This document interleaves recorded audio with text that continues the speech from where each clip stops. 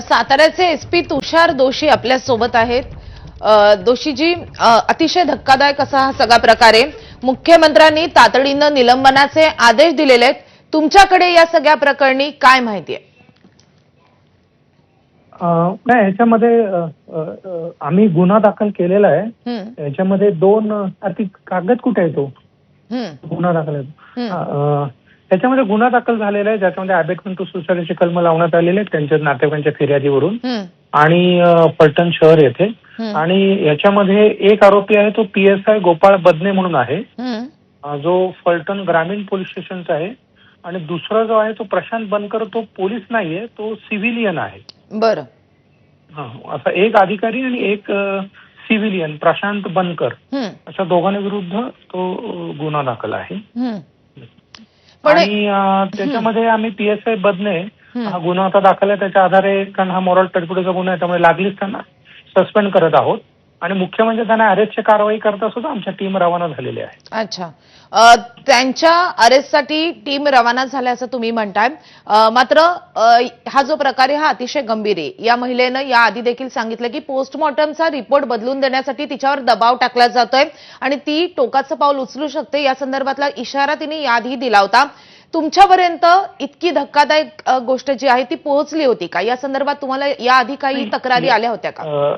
याच्यामध्ये आता गुन्हा दाखल झालेला आहे। म्हणजे ही जी काही दुर्दैवी आत्महत्या आहे ती एवढं टोकाचा पाऊल का उचललेला आहे नक्की, आणि नक्की काय त्रास होता या संदर्भाने, कारण जे लिहिलेलं आहे त्याच्यामध्ये शारीरिक म्हणजे सेक्शुअल आहे की बाबा बदने यांनी रेप केलं माझ्यावर, असं आहे ते। परंतु या सगळ्यामध्ये आम्ही हे घेतोय, म्हणजे माहिती घेतोय आणि तपासामध्ये जे काय सत्य आहे, कुठलाही दबाव असेल काय असेल ते सगळं तपासामध्ये सिद्ध होईल।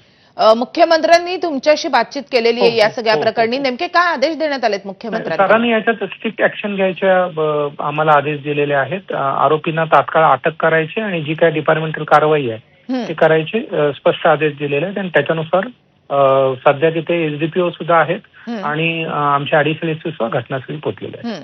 पण ही महिला किंवा तिचे नातेवाईक याआधी पोहोचले होते का पोलीस डिपार्टमेंट पर्यंत? तिची तक्रार काही लिहून देण्यात आलेली होती का? तुमच्यापर्यंत हे सगळं प्रकरण याआधी पोहोचलं होतं का? नाही, याच्यामध्ये आत्महत्या काल रात्री झाल्यानंतर आत्महत्या केली असं पहिल्यांदा कळालं मला। त्याच्यानंतर जेव्हा इन्क्वायरीच्या वेळेला हातावर लिहिलेलं दिसलं, पण आधी चिठ्ठी नव्हती, त्यानंतर ही गोष्ट रिव्हील झाली की त्याच्यामध्ये तिन्ही दोन नावं घेतलेली आहेत त्या व्यक्तींनी। तर या पार्श्वभूमीवर एवढंच म्हणेन की मी आधी काही म्हणजे पोलीस स्टेशनला म्हणा किंवा कुठल्या स्तरावर काही तक्रार झाल्या होत्या का, नक्की काय होतं याबद्दल तपासात योग्य ती चौकशी करण्यात येईल। हे जे दोघ जण आहेत ज्यांच्यावर आता गुन्हा दाखल झालेला आहे, तर त्यांच्या अटकेसंदर्भात आता कशी पावलं तुम्ही उचलताय? कारण अजूनपर्यंत अटक झालेली नाहीये काल रात्री हे सगळा प्रकार समोर आल्यानंतर।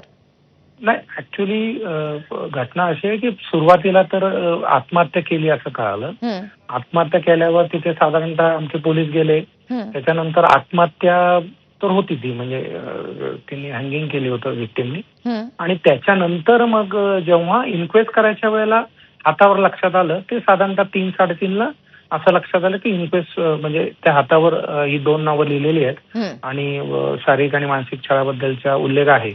आणि त्याच्यानंतर मग नातेवाईकांच्या यांनी आम्ही गुन्हा दाखल करण्याची प्रक्रिया झालेली आहे। ज्या अधिकाऱ्यावर मोठा आरोप करण्यात येतोय त्याच्यावर गुन्हा दाखल झालाय, या अधिकाऱ्याची एकूण काही पार्श्वभूमी अशा स्वरूपाची आहे का?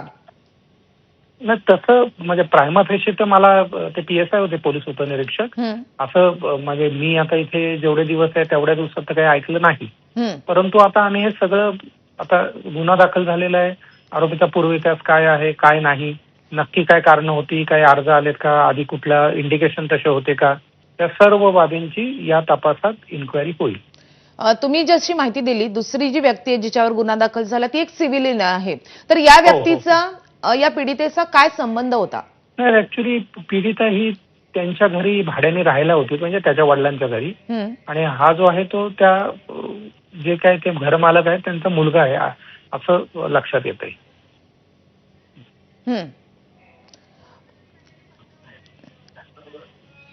या महिलेच्या नातेवाईकांचा असा आरोप आहे की तिने वारंवार सांगितलेलं होतं, तिने तक्रार दिलेली होती, पत्र लिहिलेलं होतं। आता हे सगळं माझ्यापर्यंत तर आधी पोहोचलेलं नव्हतं. हं. आता ज्या क्षणी हे गुन्हा दाखल झालाय त्या अर्थी माझ्या लक्षात आले, त्यावेळेला आता ही सगळी मागची चौकशी होणार की नक्की काय तक्रारी केल्या होत्या, लेखी होत्या, तोंडी होत्या, कोणाला सांगितलं होतं, नक्की काय प्रॉब्लेम होते आणि त्याच्यामध्ये काय पोलिसांतर्फे तत्कालीन झालं होतं आणि काय कमी पडलं, या सगळ्याची चौकशी आता होईल जेव्हा आमच्या लक्षात आलेलं आहे. धन्यवाद आमच्याशी बातचीत केल्याबद्दल. तर हे होते साताऱ्याचे पोलीस अधीक्षक तुषार दोशी, ज्यांनी सांगितलेलं आहे की मुख्यमंत्र्यांच्या निर्देशानुसार तत्काळ या पोलीस अधिकाऱ्याचं निलंबन झालेलं आहे आणि या दोघांच्या अटकेच्या दिशेनं आता पोलिसांनी कार्यवाही सुरू केलेली आहे. दोघांना